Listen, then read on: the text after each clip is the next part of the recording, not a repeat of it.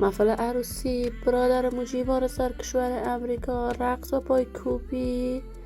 سحر صفدری و موجی وارث در این محفل. اکنون سحر صفدری و موجی وارث در چه وضعیت و در کدام ایالت امریکا زندگی دارند؟ گفتنی‌های تازه سحر صفدری برای دوستداران و طرفدارانش و دلیل دوری سحر صفدری و موجی وارث از رسانه‌ها چیست؟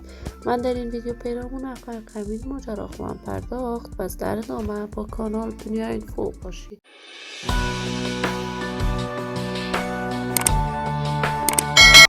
سلام و سلامتی نثار تک تک شما دوستان و همراهان نهایت ارجمند کانال دنیا اینفو.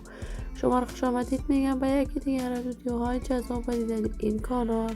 اگر دوست دارید کانال دنیا اینفو باشید، پس برای من هرچی بیشتر از این کانال علامت سابسکرایب رو فشار بدید تا بیننده ویدیوهای جذاب و دیدنی کانال دنیا اینفو باشید.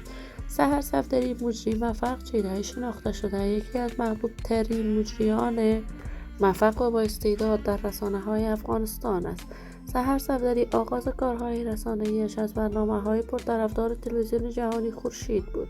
وی توانست در این تلویزیون خوب بدرخشد. برنامه‌های مختلف ساخت حمایت گسترده‌ای از طرف مردم افغانستان و جامعه رسانه‌ای افغانستان شد. وی بعد از تحولات سیاسی حاکم در افغانستان با دوست و نامزدش افغانستان را به مقصد امریکا ترک کرد. در کشور امریکا زندگی خوش و آرامی داشته است. سحر صفدری و موجی وارث در کشور امریکا صاحب فرزندانی شدند.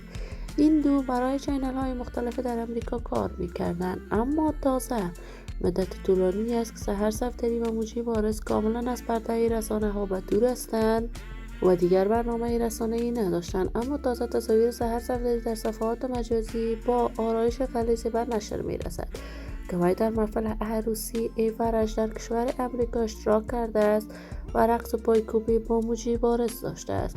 ولی ما آرزوی خوشبختی، موفقیت، سعادت برای این خانواده از بارگاه عزت‌الله تمنا دارم.